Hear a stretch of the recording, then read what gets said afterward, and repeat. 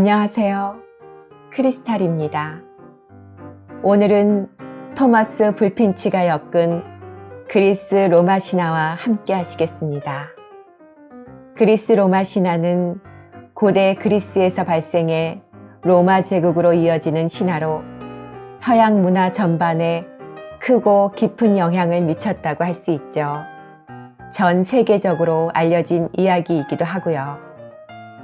올림포스 산꼭대기, 신들의 처소에 머물며 인간의 삶에 영향을 미쳤다는 12신들의 이야기.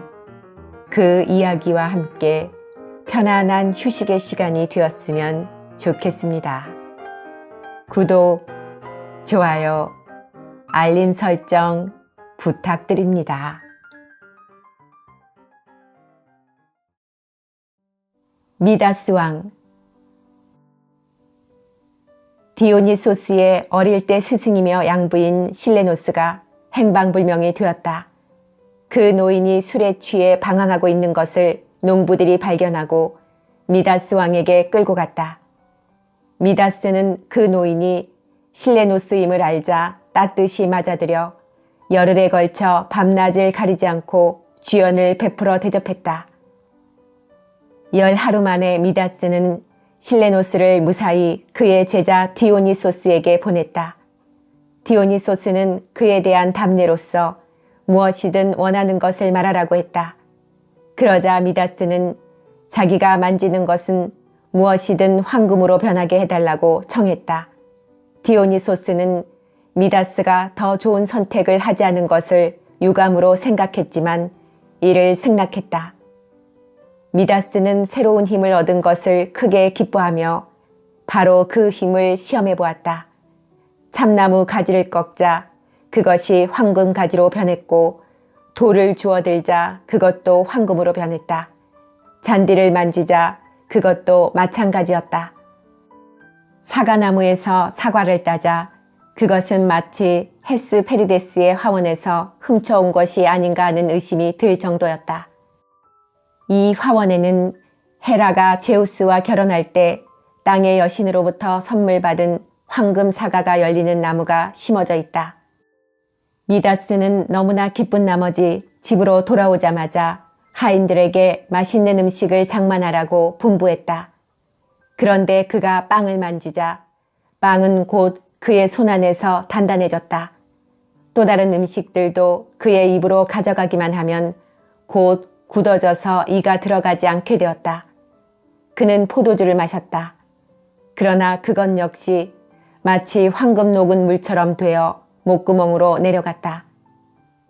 미다스는 몹시 놀라서 그 신비한 힘으로부터 벗어나려 했다. 그리고 조금 전까지만 해도 그토록 원했던 그 힘을 저주하기 시작했다. 그러나 아무리 저주해도 무엇을 하려 해도 허사였다. 그는 굶어 죽을 수밖에 없을 것 같았다. 미다스는 금으로 빛나는 양팔을 들고 이 황금의 멸망으로부터 구원을 해주십사 하고 디오니소스에게 애원했다. 자비로운 디오니소스는 미다스의 소원을 듣고 말했다. 박타로스 강 상류로 거슬러 올라가 그곳에 머리와 몸을 담가라. 그리고 내가 범한 과오와 그에 대한 벌을 씻어라. 미다스는 디오니소스가 일러준 대로 하였다. 그가 강물에 손을 담그자 황금을 창조하는 힘은 물속으로 사라졌다. 그리고 그때 모래가 황금으로 변했는데 그 황금 모래는 오늘날에도 그대로 남아있다. 그 후로 미다스는 부와 영화를 싫어하게 되었고 시골에 살면서 들의 신인 판의 숭배자가 되었다. 어느 날 판은 대담하게도 아폴론에게 리라 시합을 하자고 도전장을 내었다. 아폴론은 이 도전에 응하고 산신인 트몰로스가 심판자로 선정되었다. 심판석에 앉은 트몰로스는 잘 듣기 위해서 귀에 있는 수목을 제거했다. 신호가 떨어지자 먼저 판이 피리를 불었다. 그러자 그 꾸밈없는 멜로디는 그 자신과 마침 그곳에 앉아있던 그의 충실한 신자 미다스를 감동시켰다. 다음은 아폴론의 차례였다. 아폴론은 이마에는 파르나소스 산의 월계수로 만든 관을 쓰고 티로스 지방에서 나는 자줏빛 염료로 물들인 지면을 스치는 옷을 걸치고 왼손에는 리라를 들고 오른손으로 그 현을 뜯었다. 아폴론의 리라 소리에 황홀해진 투몰로스가 즉석에서 아폴론의 승리를 선언하자 모두 이 판정에 만족했으나 미다스만은 이 일을 제기하고 심판의 정당성을 의심했다. 아폴론은 이런 미다스의 귀를 인간의 귀의 형태로 두어서는 안 되겠다고 생각하여 당나귀 귀처럼 만들어버렸다. 미다스 왕은 이 재난으로 기분이 몹시 상했으나 그것을 숨길 방법이 있다고 생각하고 스스로를 달랬다. 즉, 머리에 넓은 수건을 써서 귀를 감추었던 것이다.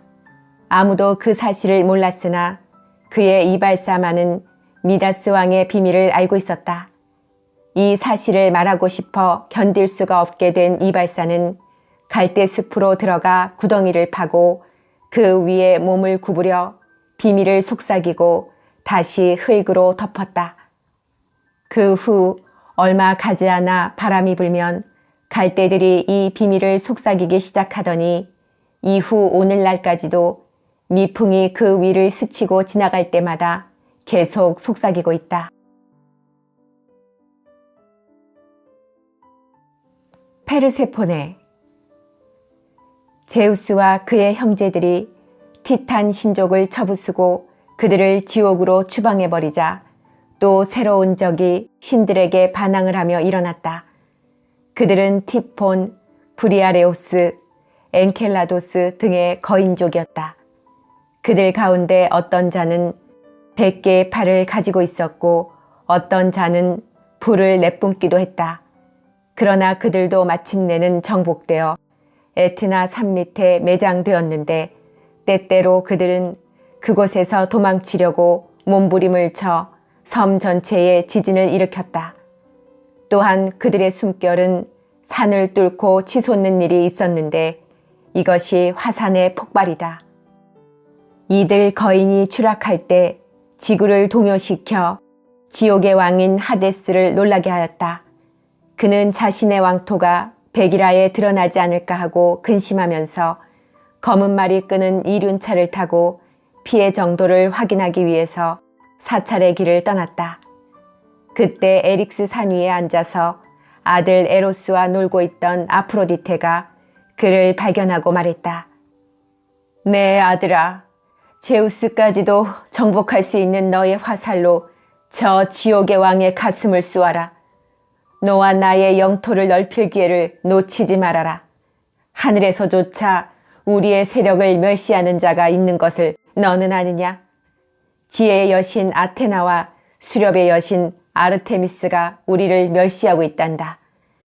그리고 또 케레스의 딸 페르세포네도 그들의 흉내를 내려고 했다. 만약 내가 너 자신의 이해나 나의 이해를 소중히 여긴다면 저 하데스와 페르세포네를 맺어주어라. 에로스는 사랑의 화살을 하데스의 가슴에 정통으로 쏘아 맞췄다. 에로스의 화살을 맞은 하데스는 엔나의 골짜기에 있는 호숫가에서 친구들과 꽃을 따며 놀고 있던 페르세포네를 보자 사랑을 느꼈다. 그는 그녀를 납치해 땅속으로 데리고 갔다. 케레스는 딸의 행방을 찾아 온 세상을 헤맸다. 새벽의 여신 에오스가 동력해 나왔을 때도, 밤의 신 헤스페로스가 해질녘에 별들을 거느리고 나왔을 때도 케레스는 햇빛과 달빛 그리고 비를 맞아가며 꼬박 90해 동안 길가에 앉아 있었다. 그때 켈레오스라는 노인의 딸이 노파로 변한 여신의 옆을 지나다 무심코 말하였다. 어머니, 왜 홀로 앉아 계십니까?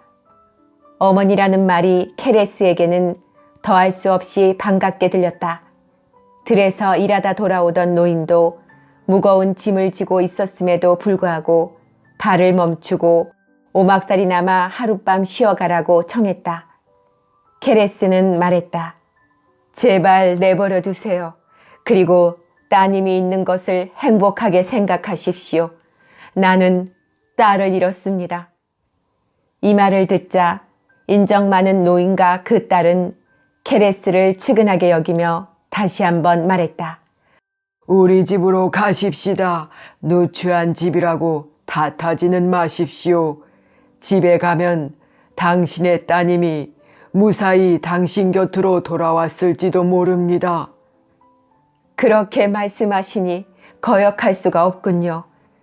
하고 케레스는 일어서서 그들을 따라갔다. 어린 아들이 중병을 앓고 있어 온 집안이 수심에 잠겨 있었으나 소년의 어머니인 메타네이라도 케레스를 따뜻하게 맞았다. 케레스는 허리를 구부리고 앓는 소년에게 키스를 했다. 그러자 소년의 창백한 얼굴에 생기가 돌며 기운을 되찾았다. 소년의 가족은 기뻐하며 식사 준비를 하였다. 그들 모두가 식사를 하고 있는 사이에 케레스는 소년의 우위에 양귀비즙을 섞었다. 밤이 되어 온 집안이 잠들었을 때 케레스는 일어나서 잠자고 있는 소년을 안고 부드럽게 쓰다듬었다. 그리고 소년을 내려다보며 주문을 3번 외우고 그를 재 속에 눕혔다. 그때까지 케레스의 행동을 주시하고 있던 소년의 어머니는 소리를 지르며 뛰어나와 소년을 재 속에서 끄집어냈다. 케레스가 여신의 본체를 드러내자 천상의 광채가 온 누리를 비추었다. 그들은 놀라서 어찌할 바를 몰랐다. 이때 여신이 말했다. 아들에 대한 당신의 사랑이 너무 지나쳤어요. 나는 당신의 아들을 불사신으로 만들려고 했는데 당신 때문에 모든 일을 망쳐버렸소. 그러나 당신의 아들은 훌륭하고 쓸모있는 인물이 될 것이요. 그는 인간들에게 쟁기사용법과 농사짓는 법을 알려줄 것이요. 이렇게 말하고 케레스는 구름 속에 몸을 감추고 이륜차를 타고 떠나버렸다. 노인의 집을 나온 케레스는 계속해서 딸을 찾아 헤매다가 마침내는 그녀가 출발했던 시칠리아 섬으로 돌아왔다. 그녀는 키안의 강둑에 서 있었다. 그곳은 하데스가 페르세포네를 데리고 자기 영토로 달아났던 길목이었다. 그 강의 림프는 여신에게 자신이 목격한 사실을 들려주고 싶었으나 하데스가 두려운 나머지 감히 말을 하지 못했다. 다만 페르세포네가 납치될 때 흘린 허리띠를 케레스의 발밑으로 날아가게 했다. 케레스는 그것을 보자 딸이 죽었다고 확신했으나 딸이 죽은 이유를 알 수 없어서 애꿎은 땅에게 그 누명을 덮어씌웠다. 배은망덕한 땅아, 나는 너를 기름지게 하고 풀과 자양분이 많은 곡식으로 덮어주었다. 그러나 앞으로는 그런 은총을 베풀지 않을 것이다. 그러자 가축은 죽어버렸고 쟁기는 밭에서 부서져 버렸으며 씨앗은 싹이 트지 않았다. 가뭄과 장마가 번갈아 계속되었다. 새는 씨앗을 쪼아먹고 자라는 것은 엉겅퀴와 가시덤불 같은 잡초뿐이었다. 이 광경을 본 셈의 님프 아레투사가 땅을 위해 조정자로 나섰다. 여신이여, 땅을 저주하지 마십시오. 어쩔 수 없이 통로를 열어주었을 뿐입니다. 나는 지구 밑바닥을 통과할 때 따님을 본 일이 있습니다. 페르세포네는 슬픈 안색을 하고 있었으나 놀란 것 같지는 않았습니다. 따님은 여왕이 된 것처럼 보였습니다. 에레보스의 여왕, 사자의 나라를 지배하는 왕의 왕후가 된 것 같습니다.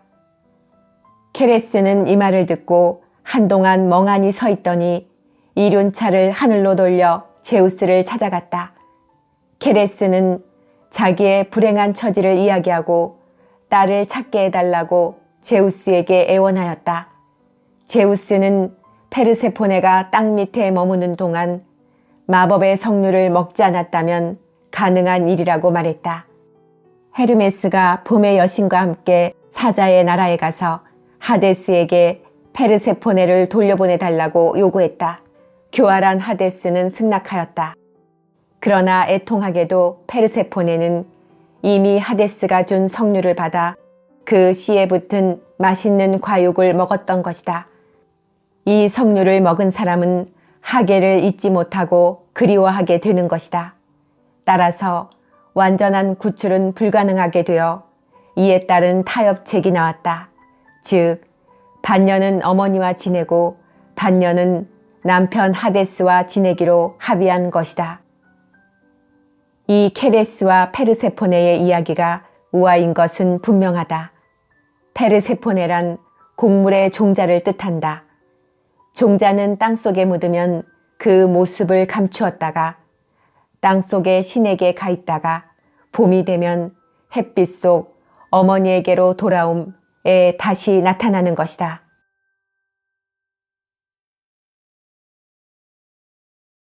아프로디테와 아도니스.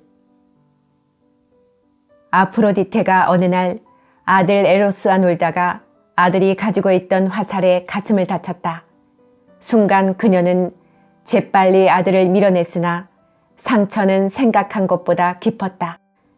그런데 그 상처가 채 아물기도 전에 아도니스라는 청년의 모습을 보았기 때문에 아프로디테는 그에게 반하고 말았다. 그녀는 이제까지 잘 다니던 파포스 마을에도 크니도스 섬에도 광물이 풍부한 아마토스에도 가지 않았다. 오로지 아도니스에게 빠져 아도니스의 뒤만 따라다녔다. 그때까지는 자기의 용모를 아름답게 하는 데만 관심을 가지고 그늘 밑에서 휴식을 즐기던 아프로디테였으나 이제는 수렵의 여신인 아르테미스와 같은 옷차림을 하고 숲속을 이리저리 돌아다녔다. 그리고 자기의 개를 불러 토끼나 사슴이나 기타 위험하지 않은 동물만을 사냥하고 사냥꾼에게 덤벼드는 늑대나 곰은 사냥하지 않았다. 아프로디테는 아도니스에게도 위험한 짐승들은 피하라고 당부했다. 무모한 용기는 위험한 것이니 조심하도록 하세요. 당신의 몸을 위험 속에 빠뜨려서 내 행복을 깨트리는 일이 있어서는 안 돼요. 아프로디테는 아도니스에게 이렇게 경고하고 이윽고 백조가 끄는 이륜차를 타고 하늘로 날아갔다. 그러나 아도니스는 이와 같은 충고를 지키기에는 사냥을 너무 좋아했다. 개들이 멧돼지를 굴에서 몰아내자 아도니스는 창을 들고 야수의 옆구리를 찔렀다. 그러자 멧돼지는 그 창을 빼내기가 무섭게 아도니스에게 달려들었다. 아도니스는 재빨리 도망쳤으나 멧돼지는 그를 추격하여 옆구리를 물어뜯었다. 아도니스는 치명적인 상처를 입고 들판에 쓰러졌다. 백조가 끄는 이륜차를 타고 하늘을 날고 있던 아프로디테는 키프로스 섬에 도착하기 전에 아도니스의 신음소리를 들었다. 그녀는 다시 백조를 지상으로 향하게 했다. 그리고 피투성이가 된 아도니스의 시체를 발견하자 급히 땅에 내려 그 시체 위에 엎드려 가슴을 치며 울부짖었다. 그녀는 운명의 여신을 원망했다. 나는 무엇이든 운명의 여신의 승리로 돌리지 않겠다. 나의 슬픔만이 언제까지나 남을 것이다. 나의 아도니스여, 나는 당신의 죽음과 나의 슬픔이 매년 새로워지도록 노력하겠어요. 당신이 흘린 피는 꽃으로 변하게 하겠어요. 어느 누구도 그것을 말리지 못할 겁니다. 말을 마치자 아프로디테는 그 피 위에 신주를 뿌렸다. 피와 신주가 섞이자 마치 연못 위에 빗물이 떨어질 때처럼 거품이 일었다. 그리고 1시간쯤 지나자 석류꽃 같은 빨간 꽃이 한 송이 피었다. 그러나 그것은 생명이 짧은 꽃이었다. 전하는 바에 의하면 바람이 불면 꽃이 피고 또 한 번 불면 꽃이 진다는 것이다. 그래서 그 꽃을 아네모네라고 하는데 아네모네는 그리스어로 아네모스, 즉 바람의 꽃이라는 뜻이다. 꽃이 피고 지는 원인이 다 바람이기 때문이다. 아폴론과 히아킨토스. 아폴로는 히아킨토스라는 소년을 몹시 귀여워했다. 그래서 고기를 잡으러 갈 때는 그를 위해 그물을 들어주고 사냥을 갈 때는 개를 끌어주었으며 소풍을 갈 때도 시중을 들어주었다. 이와 같이 소년에게 열중한 나머지 아폴로는 자기의 소중한 리라나 화살을 돌보지 않게 되었다. 어느 날 아폴론이 히아킨토스와 원반 던지기를 하고 있었다. 힘과 재능을 가진 아폴로는 원반을 치켜들고 하늘 높이 던졌다. 히아킨토스는 원반이 날아가는 것을 쳐다보다가 자기도 어서 던지고 싶은 마음에 그것을 잡으려고 달려갔다. 그때 원반이 땅에 닿았다가 튀어 히아킨토스의 이마에 맞았다. 그는 피를 흘리며 기절하고 말았다. 너무나 놀란 아폴로는 그를 안아 일으켜서 상처에 출혈을 막고 달아나는 생명을 붙잡으려고 전력을 다했다. 그러나 모두 허사였다. 부상은 약으로도 고칠 수가 없었다. 히아킨토스, 내가 죽다니. 젊은 너를 죽게 만든 것은 모두 내 잘못이다. 차라리 내가 너를 대신하여 죽을 수 있다면 좋으련만. 그러나 그럴 수도 없으니 너를 기억과 노래 속에 나와 함께 살게 하리라. 나의 리라는 너를 칭송할 것이며 너의 운명을 노래할 것이다. 그리고 너를 내 애통한 마음이 아로새겨진 꽃이 되게 할 것이다. 아폴론이 이렇게 말하고 있는 동안에 이상하게도 이제까지 땅으로 흘러 풀을 물들이고 있던 히아킨토스의 피가 티로스 산 염료보다도 더 아름다운 빛깔의 꽃이 되었다. 그 꽃은 백합꽃과 같았다. 다만 백합은 은백색인데 그 꽃은 진홍색이라는 점이 다를 뿐이었다. 아폴로는 그것만으로는 부족하여 더 큰 명예를 수여하기 위해 그 꽃잎 위에 라는 글자의 모양을 아로새겨 그 슬픔을 표시했는데 지금도 우리는 이 모양을 볼 수 있다. 이 꽃은 히아킨토스라고 부르게 되었고 매년 봄이 되면 피어 히아킨토스의 운명에 대한 기억을 새롭게 하고 있다.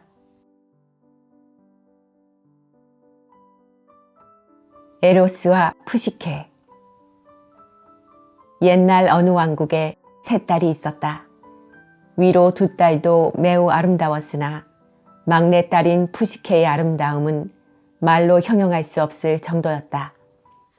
그래서 이웃나라의 많은 사람들이 그녀의 아름다운 모습을 보기 위해 몰려들었다. 그녀를 본 사람들은 감탄한 나머지 아프로디테에 버금가는 찬사를 바쳤다. 사람들의 정성이 온통 푸시케에게 쏠렸기 때문에 아프로디테의 재단을 돌보는 사람이 없게 되었다. 사람들은 푸시케가 지나가는 길에 화관이나 꽃을 뿌렸으며 그녀의 아름다움을 칭송하는 노래를 불렀다. 마침내 아프로디테는 신들에게만 표해야 하는 경의가 인간을 찬양하는 데 남용되는 것을 보고 몹시 노여워했다. 나의 명예를 인간의 딸에게 넘겨야 한단 말인가? 제우스까지도 신임하는 왕의 목양자 파리스가 아테나와 헤라보다도 내가 더 아름답다고 한 그 영예도 이제는 소용이 없게 되었다. 그러나 그녀가 내 명예를 그렇게 쉽게 빼앗지는 못할 것이다. 그녀는 자기의 아름다움을 후회할 때가 있을 것이다. 그녀는 아들 에로스를 불러들였다. 원래 장난을 좋아하는 에로스는 어머니의 불평을 듣자 귀가 솔깃해졌다. 어머니는 푸시케를 가리키며 아들에게 말했다. 내 아들아, 저 건방진 처녀의 가슴 속에 어떤 천박한 사람에 대한 사랑을 심어주어라.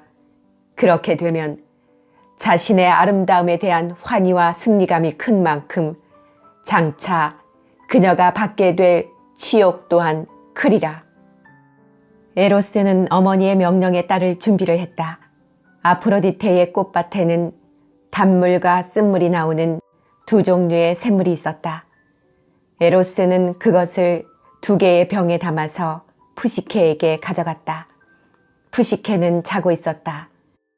그녀의 모습을 보니 측은한 생각이 들었지만 그는 쓴 샘물을 두어 방울 그녀의 입술 위에 떨어뜨리고 나서 그 옆구리에 화살 끝을 댔다. 그때 푸시케가 눈을 떠 에로스를 바라보았다. 에로스는 놀란 나머지 당황하여 자신이 들고 있던 화살에 부상을 입었다. 그는 자신의 상처에는 신경 쓰지 않고 자기가 저지른 장난을 취소하는 데 열중하여 그녀의 비단 같은 고스머리 위에 향기롭고 달콤한 기쁨의 물방울을 뿌렸다. 아프로디테로부터 미움을 받은 푸시케는 그 후로는 아름다움으로 인한 어떤 이득도 얻을 수 없었다. 사람들은 모두 그녀를 우러러보고 칭송했지만 누구 하나 그녀에게 청혼하는 사람이 없었다. 그녀보다 덜 아름다운 두 언니들은 이미 오래전에 왕자들과 결혼을 하였다. 그러나 푸시케는 고독한 신세를 한탄하며 사랑을 불러일으키지 못하는 자기의 아름다움에 실증을 느꼈다. 그녀의 부모는 혹시 신들의 노여움을 사지 않았나 해서 아폴론의 신탁을 구했다. 그 결과 다음과 같은 답변을 얻었다. 그 처녀는 인간의 신부가 되지 못하게 되어 있다. 미래의 남편은 산 꼭대기에서 기다리고 있다.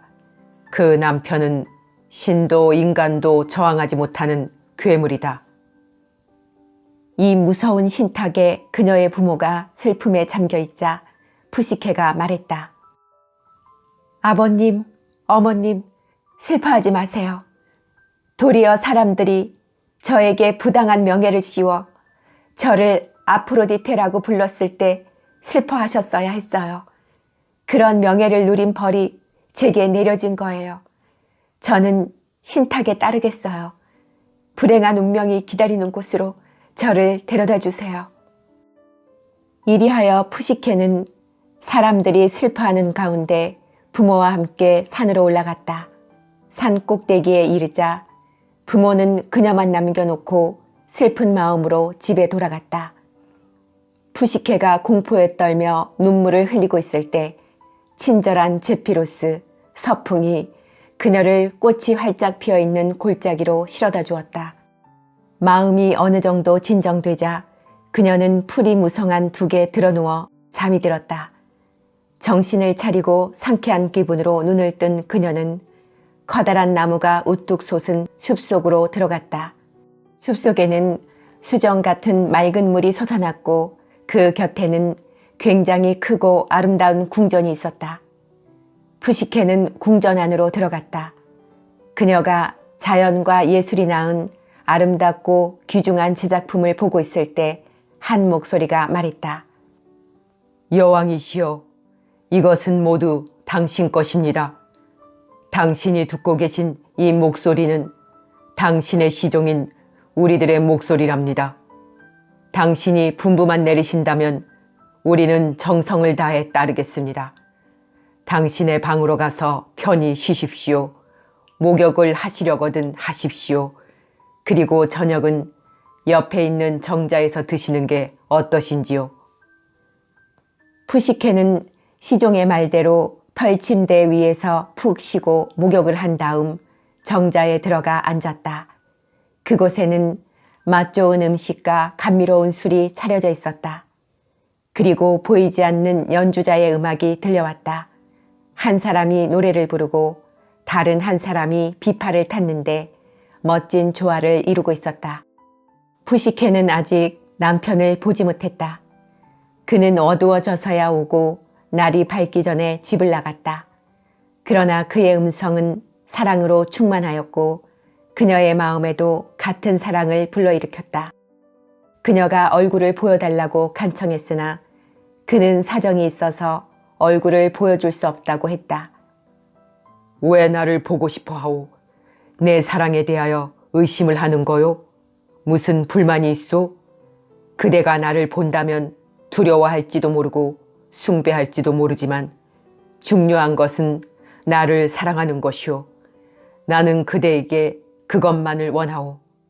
그대가 나를 신으로 숭배하기보다는 같은 인간으로서 사랑하기를 바라오.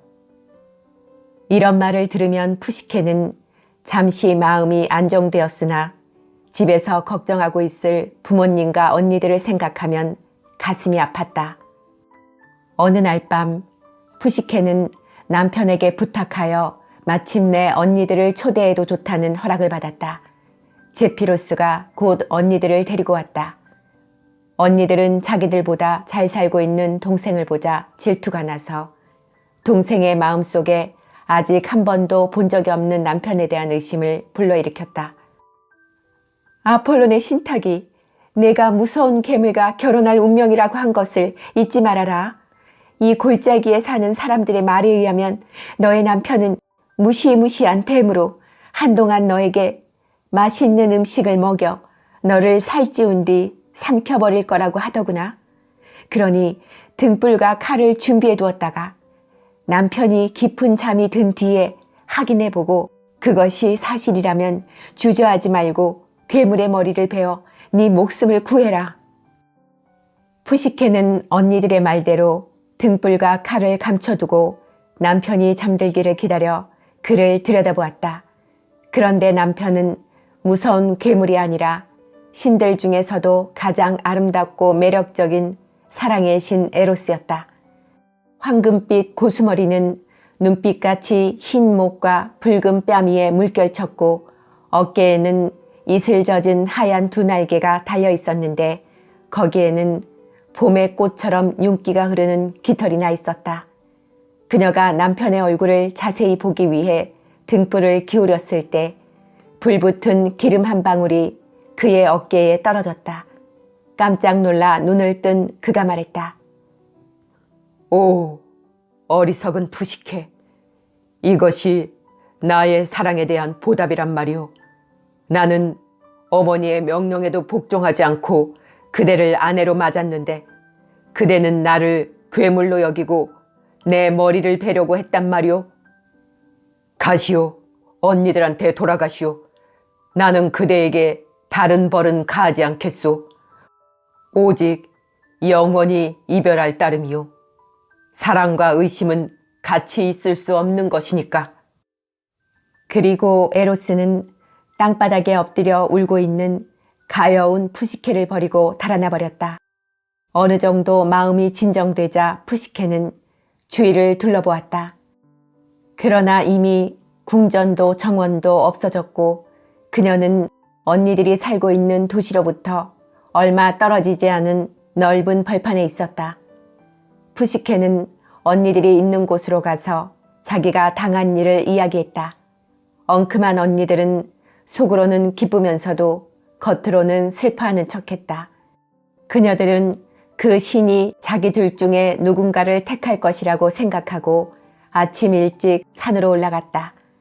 그리고 산 꼭대기에 이르자 그들은 제피로스를 불러 자기들을 그의 주인에게 데려다 달라고 청하고 나서 뛰어내렸으나 제피로스가 받쳐주지 않았기 때문에 벼랑에서 떨어져 몸이 산산이 부서져 버렸다. 한편 푸시케는 먹지도 않고 자지도 않으면서 남편을 찾아 방황하다가 높은 산꼭대기에 훌륭한 신전이 있는 것을 보고 중얼거렸다. 나의 사랑, 나의 남편은 아마 저곳에 살고 있을 거야. 그녀는 그쪽으로 걸음을 옮겼다. 그곳에는 곡식과 농기구들이 어지럽게 널려 있었다. 푸시케는 그것들을 모두 가려서 적당한 장소에 깨끗이 정돈해 놓았다. 그것은 어떤 신이라도 소홀히 해서는 안 되고 모든 신을 경건한 마음으로 대하여 자기 편으로 만들어야 한다는 신념에서였다. 신전은 여신 케레스의 신전이었는데 여신은 푸시케가 신을 위하여 일하는 것을 보고 말했다. 오, 가엾은 푸시케. 비록 나는 아프로디테의 미움으로부터 너를 구할 수는 없으나 여신의 마음을 누그러뜨릴 수 있는 방법을 일러주겠다. 아프로디테에게 가서 무릎을 꿇고 겸손과 순종으로 용서를 빌어라. 그러면 아마 내게 은총을 베풀어 내 남편을 찾을 수 있게 해줄 것이다. 푸시케는 케레스의 말대로 아프로디테를 찾아갔다. 아프로디테는 푸시케를 환한 얼굴로 맞았다. 너는 이제야 주인을 섬기는 몸이라는 사실을 알았느냐? 아니면 사랑하는 아내한테 입은 상처 때문에 아직도 누워있는 병든 남편을 보고 싶어서 왔느냐? 너는 조금도 내 마음에 들지 않는다. 험하고 힘든 일을 다 끝마치기 전에는 절대로 내 남편과 함께 지낼 수 없다. 집안일을 하는 솜씨부터 시험해보겠다. 이렇게 말하고 나서 아프로디테는 푸시케를 자기의 신전 창고로 인도하도록 명령했다. 그곳에는 아프로디테가 총애하는 비둘기의 모이인 밀, 보리, 기장, 완두, 편두가 잔뜩 쌓여 있었다. 저녁이 되기 전까지 이 곡식들을 모두 종류별로 갈아놓도록 해라. 푸시케가 어찌할 바를 모르고 앉아있는 동안 에로스는 들판의 주민은 조그만 개미를 선동하여 푸시케에게 동정심을 느끼도록 했다. 그러자 개미들은 전력을 다해 곡식들을 종류별로 구분해 주었다. 저녁 때가 되자 아프로디테는 향기로운 화관을 쓰고 신들의 향연에서 돌아왔다. 그녀는 푸시케가 일을 다 끝낸 것을 보고 소리쳤다. 못된 계집애 같으니 내가 한 게 아니고 내 남편을 깨어서 시킨 것이지. 어디 두고 보아라. 다음 날 아침 아프로디테가 푸시케에게 말했다. 저쪽 물가에 나무들이 늘어서 있는 것을 보아라. 저기 가면 양들이 목동도 없이 풀을 뜯어먹고 있는데 모두 금빛 모피를 몸에 걸치고 있다. 양들이 걸치고 있는 모피에서 값진 양모의 견본을 모아가지고 오너라. 푸시케는 그 명령대로 이행하리라 결심하고 강가로 갔다. 그때 강의 신이 갈대로 옮겨와 노래하듯 속삭였다. 조심해야 해. 저 위험한 강을 건너거나 강 건너 무서운 순양들 속으로 들어가서는 안 된다. 해가 뜰 때는 양들의 성질이 몹시 난폭해져 날카로운 뿔이나 사나운 이빨로 사람을 죽일 수도 있단다. 하지만 낮이 되어 양들이 그늘로 가면 강의 정령이 자장가를 불러서 잠을 재워놓기 때문에 그때는 강을 건너도 괜찮다. 강을 건너가면 덤불과 나무줄기에 황금빛 양털이 붙어 있단다. 인정 많은 강의 신의 말대로 하여 푸시케는 이윽고 황금빛 털을 팔에 가득 안고 아프로디테에게 돌아올 수 있었다. 그러나 아직도 화가 풀리지 않은 아프로디테는 그것으로 만족하지 않았다. 나는 이번에도 너 자신의 힘으로 이 일을 해낸 것이 아니라는 것을 잘 알고 있다. 이번에는 다른 일을 시키겠다. 여기 있는 상자를 가지고 에레보스로 가서 페르세포네에게 전달하고 다음과 같이 말해라. 나의 여주인 아프로디테가 당신의 미를 조금 나누어 주시기를 원하십니다. 병석에 있는 아들을 간호하시느라 자신의 미를 약간 잃었기 때문입니다. 그러나 갔다 오는데 너무 지체해서는 안 된다. 나는 오늘 저녁에 얻어온 미를 몸에 바르고 신들과 여신들의 파티에 참석해야 하니까. 푸시케는 이제야말로 죽음이 가까워왔다고 생각했다. 스스로 에레보스로 내려가야 했으니까. 그러나 지체할 수 없었으므로 푸시케는 에레보스로 내려가는 가장 가까운 길을 택하기 위해 높은 탑 꼭대기로 올라갔다. 그때 탑 속에서 어떤 소리가 에레보스로 들어가는 방법을 자세히 알려주었다. 그리고 다음과 같이 덧붙였다. 페르세포네가 그녀의 미로 가득 찬 상자를 주거든 그것을 열거나 그 속을 들여다보지 말아야 한다. 그 소리가 일러주는 대로 하여 푸시케는 무사히 에레보스에 도착했다. 페르세포네로부터 미로 가득 찬 상자를 전해받은 푸시케는 왔던 길로 되돌아오며 다시 햇볕을 보게 된 것을 무한히 기뻐했다. 그 위험한 일을 무사히 마치고 나자 푸시케는 상자 안에 무엇이 들어있는지 보고 싶은 생각이 들었다. 그녀는 혼잣말로 중얼거렸다. 신의 미를 나르는 내가 이것을 좀 가지면 안 될까? 내 얼굴에 발라 사랑하는 남편의 눈에 좀 더 예쁘게 보이고 싶다. 그녀는 조심스럽게 상자를 열어보았다.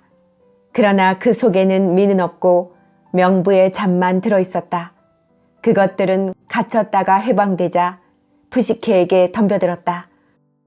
그녀는 길 한가운데 쓰러져 꼼짝도 못한 채 시체처럼 잠이 들었다. 한편 에로스는 상처가 아물자 사랑하는 푸시케를 보고 싶은 마음이 간절해졌다.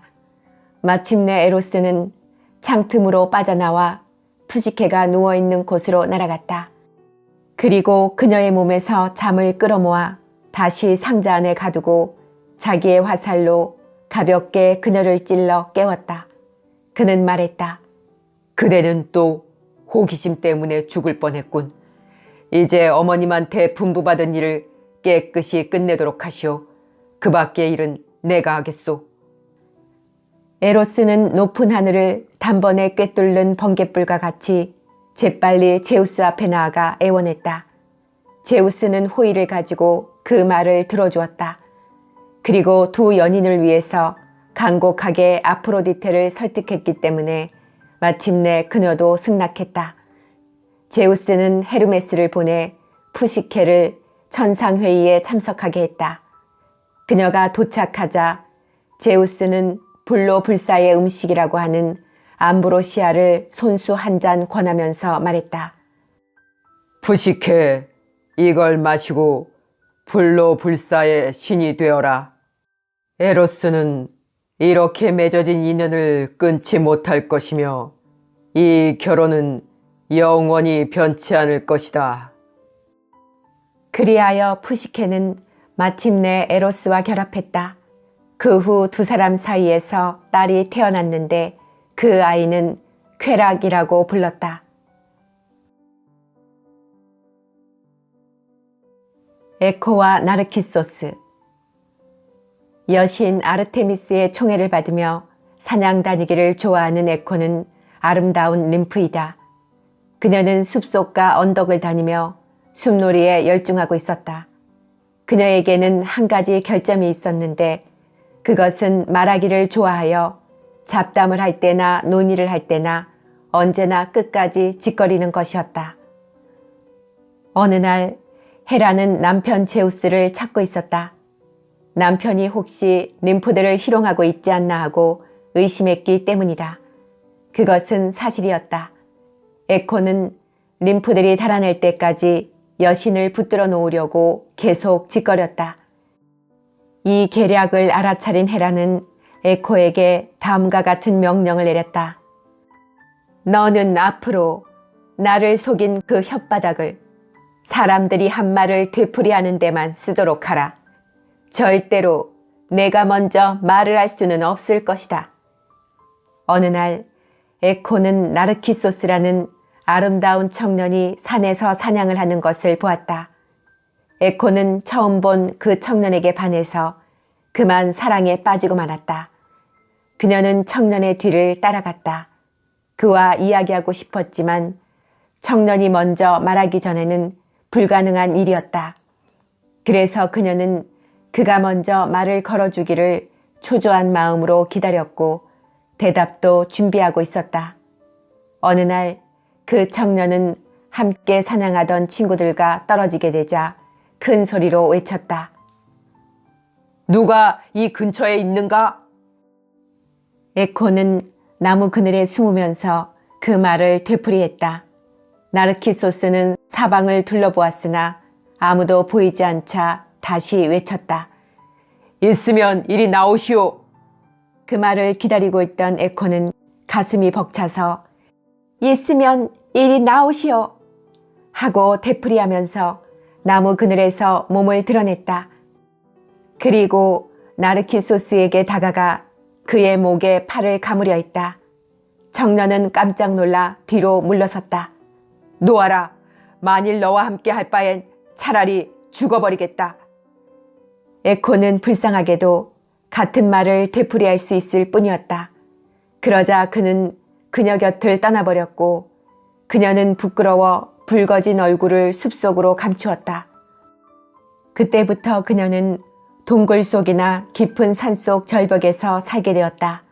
그녀의 몸은 슬픔 때문에 여위었고 마침내 살은 모두 없어져 버렸다. 그녀의 뼈는 바위로 변하고 그녀의 몸에서 남은 것이라고는 목소리밖에 없었다. 이 목소리 메아리는 지금도 그녀를 부르는 어떤 사람에게나 대답할 준비를 하고 있고 마지막까지 말하는 옛 습관을 유지하고 있다. 나르키소스의 냉혹성은 에코에게만 한한 것이 아니었다. 다른 모든 림프에 대해서도 마찬가지였다. 한 처녀가 나르키소스를 짝사랑하였으나 아무런 보람이 없자 복수의 여신에게 기도했다. 나르키소스에게 자기의 사모하는 마음을 알려주고 그 사랑의 보답을 받지 못하는 게 얼마나 고통스러운지 깨닫게 해달라는 것이었다. 복수의 여신은 그 기도를 들어주기로 했다. 어느 곳에 은처럼 빛나는 샘이 있었다. 어느 날 나르키소스는 사냥과 더위와 갈증에 지쳐 그 샘으로 다가갔다. 몸을 굽히고 물을 마시려다 그는 물속에 비친 자기 그림자를 보았다. 그는 그것이 그 샘에 살고 있는 아름다운 물의 요정인 줄 알고 정신없이 바라보았다. 그는 그 모습에 사랑을 느껴 키스를 하려고 입술을 내밀었다. 그리고 껴안으려고 팔을 물속으로 집어넣었다. 그러나 상대는 즉시 사라졌다가는 잠시 후 되돌아와 나르키소스의 마음을 안타깝게 했다. 그는 그곳을 떠날 수가 없었다. 그는 물의 요정이라고 생각하고 있는 자기의 그림자에게 말을 걸었다. 아름다운 자여, 그대는 왜 나를 피하는가? 내 모습이 그렇게 싫어할 정도로 못생겼는가? 다른 림프들은 나를 사랑하고 그대도 나에 대하여 무관심하지는 않은 것 같은데 내가 손을 내밀면 그대도 손짓을 하지 않는가? 그의 눈물이 물속에 떨어져서 그림자를 흔들었다. 나르키소스는 그림자가 떠나는 것을 보고 외쳤다. 제발 부탁이니 기다려다오. 손을 대서는 안 된다면 바라만 보게라도 해다오. 그의 가슴에서 타오르는 불꽃은 그의 몸을 태워 안색은 날로 초췌해졌고 힘도 쇠약해졌으며 전에 림프 에코를 매혹시켰던 아름다움은 사라져버렸다. 그러나 에코는 아직 그의 곁에 머물며 그가 아 하고 외치면 그녀도 같은 말로 대답했다. 나르키소스는 혼자서 가슴을 태우다가 마침내 죽고 말았다. 그의 홀령이 저승의 강을 건널 때 그는 배 위에서 몸을 굽혀 물속에 비친 자기 그림자를 잡으려다가 배에서 떨어졌다. 림프들은 그의 죽음을 슬퍼하며 장례를 치러주려고 했다. 그러나 시체는 간 곳 없고 다만 그가 있던 자리에 일찍이 보지 못했던 아름다운 꽃이 한 송이 피어 있었다. 속은 자줏빛이고 하얀 잎으로 둘러싸인 그 꽃은 그의 이름을 붙여 나르키소스, 수선화라고 불리며 오늘날까지 전해져 오고 있다. 아테나. 지혜의 여신 아테나, 미네르바는 제우스의 딸이었다. 그녀는 성숙한 상태로 아버지의 머리에서 온몸에 갑옷을 입은 채 튀어나왔다고 한다. 아테네는 실용적인 기술이나 장식적인 기술을 관장하였다. 예컨대 남자의 기술로는 농업과 황해술 등을, 그리고 여자의 기술로는 제사, 방직, 재봉 등을 관장했다. 아테나는 전쟁의 신이기도 했다. 그러나 그녀가 원하는 것은 방어적인 싸움에 한했다. 폭력이나 유해를 좋아하는 아레스의 야만적인 방식에는 찬성하지 않았다. 아테네는 아테나의 도시였다. 그 도시는 포세이돈과 경쟁한 끝에 승리를 거둠으로써 얻은 것이다. 즉, 아테네 최초의 왕 케크로푸스가 아테네를 다스릴 때 아테나와 포세이돈 두 신이 그 도시를 각기 자기 것으로 만들기 위해 싸웠다. 그러자 다른 신들은 인간들에게 가장 유익한 선물을 준 자에게 그 도시를 주기로 결정했다. 포세이돈은 인간에게 말을 주었고 아테네는 올리브 나무를 주었다. 신들은 올리브 나무가 좀 더 유익하다고 판정하고 그 도시를 아테나에게 주었던 것이다. 그래서 그 도시는 그녀의 이름을 따서 아테네, 아테나이라고 불렸다. 아테나는 아라크네라는 인간과 또 다른 경쟁을 했다.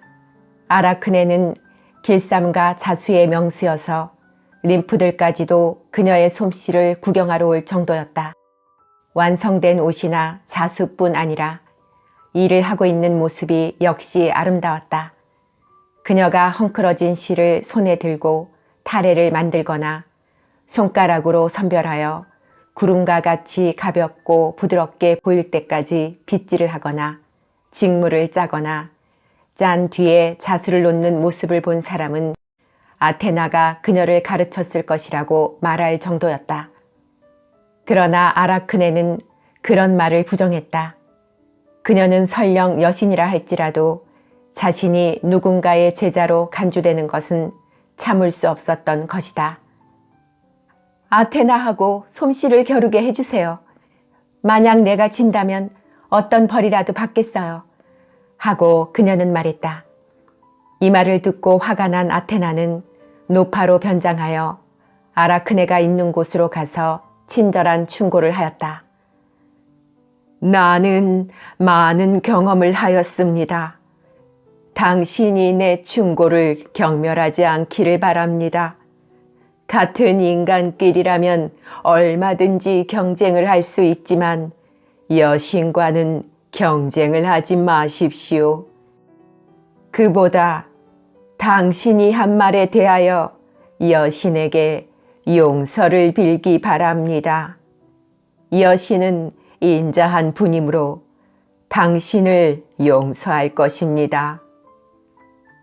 노파의 말에 아라크네는 배를 짜던 손을 멈추고 성난 얼굴로 노파를 노려보았다.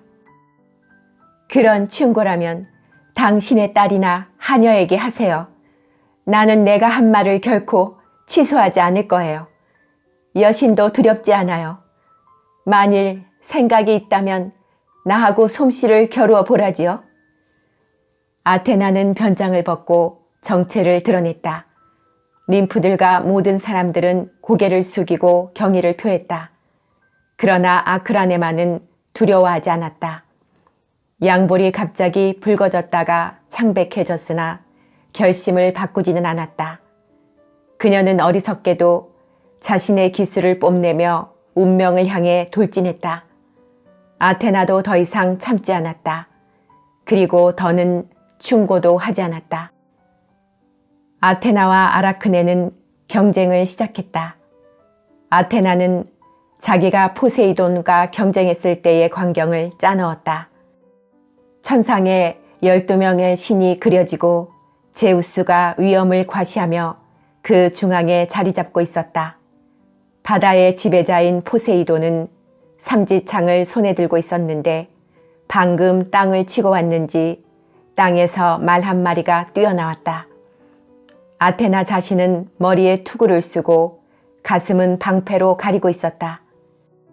이런 광경이 한가운데에 자리 잡고 있었고 가장자리에는 신들에 대항하여 감히 경쟁하려는 어리석은 인간들에 대한 노여움을 예시하는 사건들이 그려져 있었다.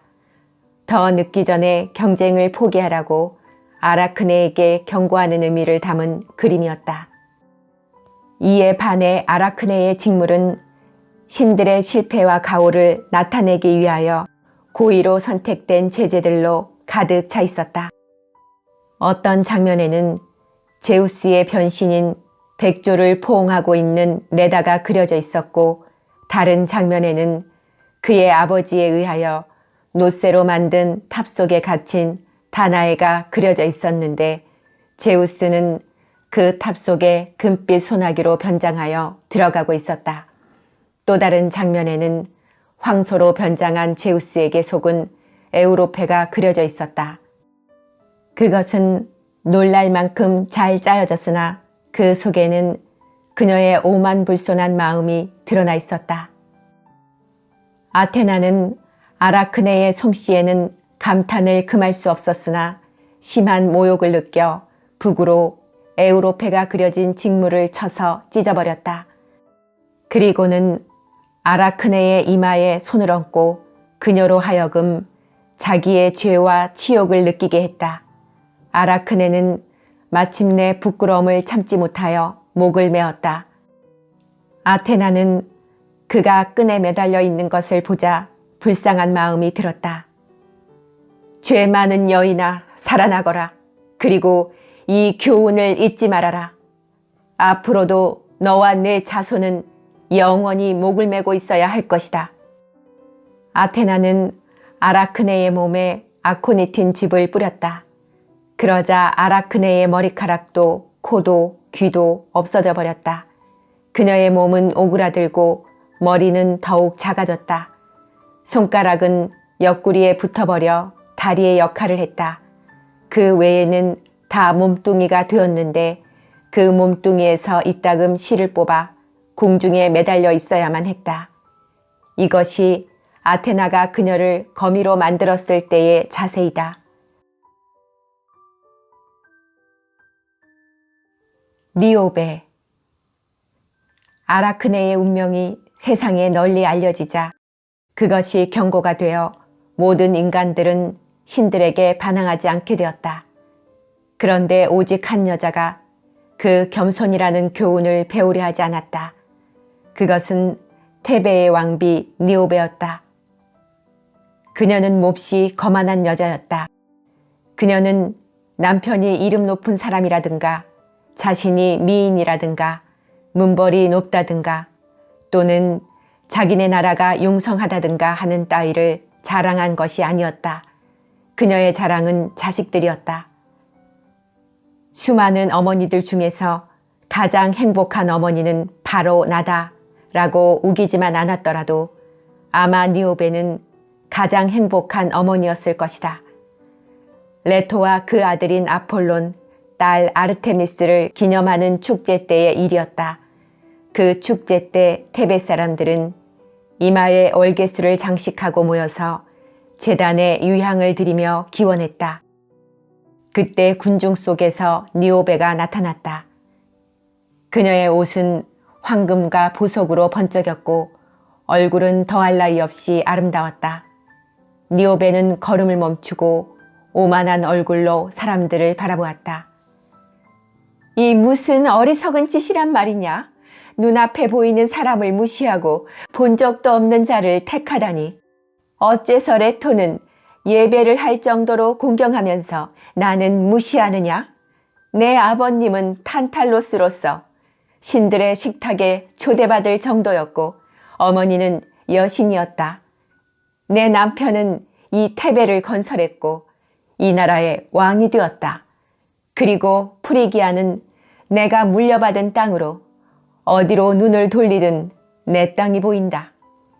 또 생긴 모습으로 말하더라도 나는 여신이 되어도 부끄러울 것이 없다. 그 밖에도 내게는 7명의 아들과 7명의 딸이 있어 두루 따져서 우리와 사돈이 될 만한 명문가에서 사위와 며느리를 구하고 있는 중이다. 그래도 너희는 거인의 딸에다가 2아이밖에 없는 레토를 나보다 낫다고 생각하느냐? 나는 그보다 7배나 자식이 많다. 나는 정말 행복한 여인으로 장래에도 그럴 것이다. 그렇지 않다고 말할 수 있는 자는 없겠지. 너무 많은 복을 받았기 때문에 그중 한두 가지를 잃는다 해도 염려할 것이 없다. 레토가 많은 것을 빼앗아가도 상관없다. 그래도 나한테는 남는 것이 많을 테니까. 만일 아이를 두서넛 잃는다 해도 아이가 겨우 둘밖에 없는 레토 같은 처지가 되지는 않을 것이다. 이따위 축제는 이제 집어치우고 다들 가버려라. 이마에 월계관을 벗어버리고 레토에 대한 숭배도 집어치워라. 백성들은 리오베의 분부에 따라 제례를 중지하고 말았다. 레토는 화가 났다. 그래서 자기가 살고 있는 킨토스 산 위에서 아들과 딸에게 말했다. 얘들아, 너희들을 자랑으로 여기며 헤라를 빼놓고는 어느 여신한테도 뒤지지 않는다고 자부했던 내가 지금은 진짜 여신인지 아닌지도 의심받고 있구나. 너희가 감싸주지 않는다면 나는 이제 숭배도 받지 못할 것이다. 말을 계속하려고 하자 아들 아폴론이 가로막았다. 더 말씀하지 마세요. 얘기를 계속하신다면 인간에 대한 형벌이 늦어질 뿐이니까요. 딸 아르테미스도 같은 말을 했다. 그리고 두 신은 화살처럼 공중을 날아가 구름으로 얼굴을 가리고 테베시의 성체로 내려갔다. 성문 앞에는 널따란 들판이 펼쳐져 있는데 거기서 도시의 청년들이 전쟁놀이를 하고 있었다. 그 가운데는 니오베의 아들들도 있었다. 아름답게 장식한 준말을 타고 있는 자도 있고 화려한 이륜차를 몰고 있는 자도 있었다. 먼저 말을 몰고 있던 니오베의 맏아들 이스메노스가 하늘에서 날아온 화살을 맞고 굿비를 놓쳐 땅에 떨어져 죽었다. 이 광경을 본 다른 아들은 말을 버리고 도망치려 하였으나 피할 수 없는 화살이 도망치는 그를 따라잡았다. 다른 두 아들은 훨씬 어렸는데 마침 일가를 마치고 씨름을 하기 위해 유회장에 온 참이었다. 그들은 가슴과 가슴을 맞대고 서 있었기 때문에 한 대의 화살이 두 사람을 꿰뚫었다. 두 사람은 소리를 지르고 주위에 아쉬운 눈길을 한 차례 던진 다음 똑같이 마지막 숨을 내쉬었다. 그들의 형인 알페노르는 두 동생이 쓰러지는 것을 보고 얼른 달려가 형으로서의 의무를 다하다가 화살을 맞고 쓰러졌다. 이제는 오직 일리오네스만 남았다. 그는 기도가 효험이 있을지도 모른다고 생각하여 하늘을 향해 팔을 뻗쳤다. 그리고는 신들이여 나를 도와주소서 하고 외쳤다. 아폴로는 그를 용서해 주려 했지만 이미 화살이 시위를 떠난 뒤여서 어쩔 수 없었다. 백성들의 공포와 시종들의 슬픔에 찬 소리를 듣고 니오베는 무슨 일이 일어났는지 알았다. 그녀는 그런 일이 일어나리라고는 생각지도 못했기 때문에 신들이 그렇게까지 한데 분노를 느낌과 동시에 신들의 능력에 놀랄 따름이었다. 그녀의 남편 암피오는 그 충격을 감당하지 못하고 자살했다. 아, 조금 전까지만 해도 백성들을 제전에서 쫓아버리고 당당한 태도로 거리를 활보하여 친구들의 부러움을 샀던 니오베였는데 지금은 적에게마저 동정의 대상이 되다니 이 얼마나 엄청난 변화인가. 그녀는 시체 위에 몸을 구부리고 차례차례 죽어간 아들들에게 입을 맞추었다. 그리고 창백한 두 팔을 하늘을 향해 들어올렸다. 잔인한 레토여, 내 고통으로 당신의 노여움을 만족시키십시오. 나도 곧 내 아들들의 뒤를 따라 무덤으로 가버리겠습니다. 하지만 아직 당신이 이겼다고는 할 수 없습니다. 남편과 아들들을 뺏겼지만 나는 아직도 당신보다 많은 것을 가지고 있습니다. 이렇게 말하기가 무섭게 활소리가 났기 때문에 모두들 겁을 냈지만 니오베만은 태어냈다. 그녀는 너무 슬픈 나머지 도리어 용감해졌던 것이다. 딸들은 상복을 입고 죽은 오라비들의 시체 앞에 서 있었다. 그런데 딸 하나가 화살을 맞고 지금까지 제가 애도하고 있던 시체 위에 포개어져 죽었다. 어머니를 위로하고 있던 다른 딸 하나가 벼랑간 말을 그치고 숨이 끊어지며 땅에 쓰러졌다.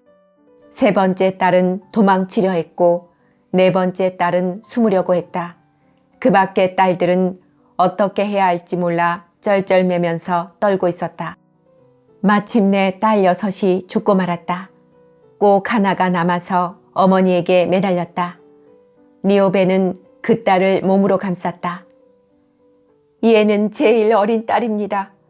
제발 하나만이라도 살려주십시오. 니오베가 부르짖었다. 그러나 그 딸마저 죽고 말았다. 니오베는 아들도 딸도 남편도 죽은 가운데 적막하게 앉아 슬픔 때문에 넋이 나가버린 것 같았다. 산들바람이 불어도 머리카락 하나 날리지 않았고 볼에 핏기는 가셨으며 눈은 가라앉은 채 움직이지 않았다.